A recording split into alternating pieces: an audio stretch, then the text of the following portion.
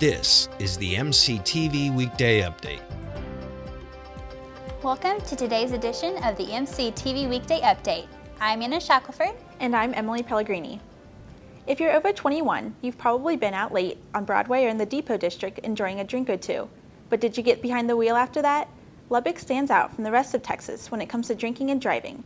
Reporter Brad Cisak shows us how. With the fear of getting a DWI looming over them, college students, like Zach Hummel, are becoming more cautious when out partying.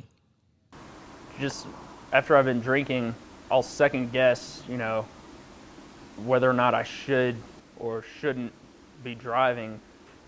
If I have reached that point, I know I'm not going to drive anymore, and I'll leave my truck wherever it needs to be, and I'll get home some other way, or I'll stay with somebody close to the bars. Stephen Hamilton, a lawyer in Lubbock, Texas, said he thinks the group of drivers between the ages of 18 and 34 produce the most DWIs, but is not sure if a university factors in.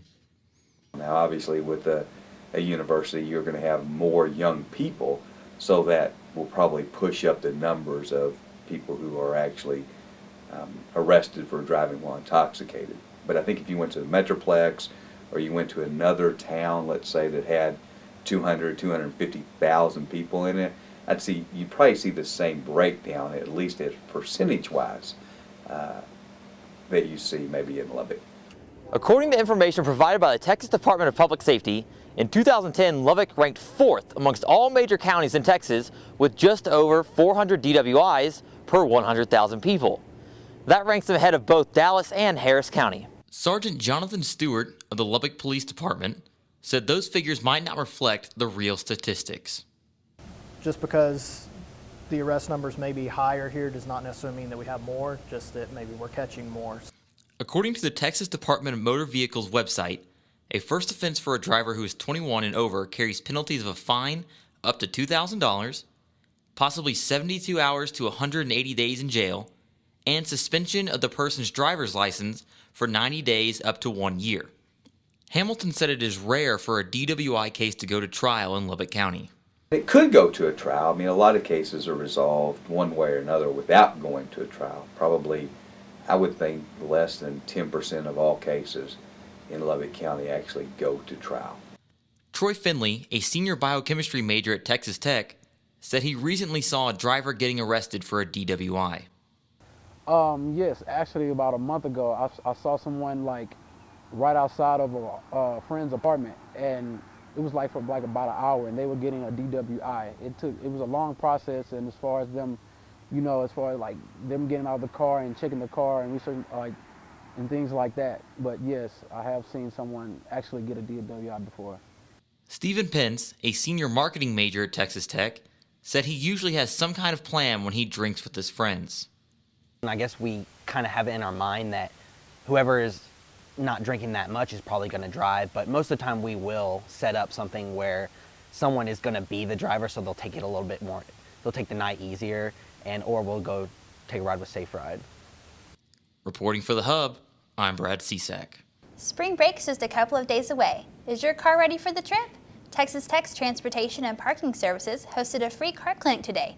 Just to be sure, reporter Brianna Bars takes us there. Spring break is right around the corner, and lots of students will be traveling. Today, the Transportation and Parking Services hosted a car care clinic. The clinic was held today from 11 a.m. to 2 p.m. Students, faculty, and visitors were invited to come get their cars checked out.